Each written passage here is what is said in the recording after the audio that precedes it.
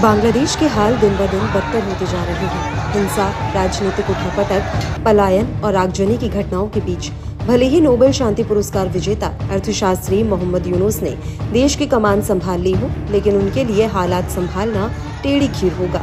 वो भी ऐसे समय में जब हाल ही में भारतीय चैनल को दिए इंटरव्यू में वह भारत तक को धमका चुके हैं। बांग्लादेश को लेकर ताज़ा अपडेट ये है कि वहां आर्थिक मोर्चे पर सब कुछ बुरी तरह लड़खड़ा रहा है। कई एटीएम खाली हैं और देश में बहुत बुरी तरह से क्रैश क्रंच पैदा हो चुका है। कई बैंकों ने एटीएम बूथ और यहां तक कि बैंकों को भी बंद करके रखा हुआ है। लूटपाट के मद्देनजर एहतियातन बांग्लादेश के कई बैंकों ने अपने अपने शटर डाउन किए हुए हैं। कई बैंकों के देश में कई जगहों पर एटीएम हैं और वे बंद पड़े हैं। कई ऐसे हैं जिनमें एक भी पैसा नहीं है। इसी के साथ भारत की ओर से जाने वाला कच्चा सामान, चावल, गेहूं तक भारत और बांग्लादेश के बॉर्डर भी अटका पड़ा है।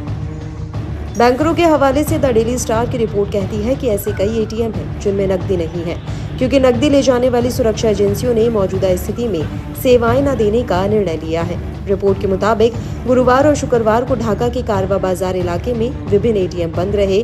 इससे व्यापारियों को नकदी को लेकर दिक्कतों का सामना करना पड़ रहा है। लेकिन ये समस्या क्यों है? क्या कारण है कि बैंक सेवा खुली होने पर भी एटीएम बंद है?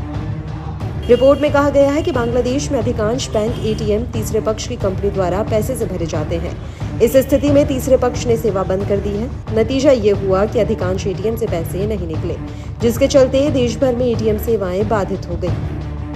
बताया गया है कि सिर्फ 4 बैंकों के एटीएम से रोजाना करीब 30 करोड़ रुपए निकलते हैं, लेकिन पिछले गुरुवार को सिर्फ 10 करोड़ ही आए। बैंकों के मुताबिक देश भर में ज्यादातर बैंकों के एटीएम सुरक्षा के अभाव में बंद हैं। एटीएम तीसरे पक्ष द्वारा संचालित होते हैं। विपरीत परिस्थितियों में ये सेवा बंद है, इसलिए एटीएम में पैसे नहीं है। इसके चलते एटीएम बंद हो चुके हैं। बैंक कर्मियों के संगठन एसोसिएशन ऑफ बैंकर्स बांग्लादेश के अध्यक्ष सलीम RF हुसैन ने भी इस समस्या को स्वीकार किया। उन्होंने कहा कि थर्ड पार्टी एजेंसियों द्वारा परिचालन बंद करने के कारण कई एटीएम में पैसे की आपूर्ति नहीं की गई। हालांकि उन्हें उम्मीद है कि इस हफ्ते में स्थिति में सुधार हो जाएगा।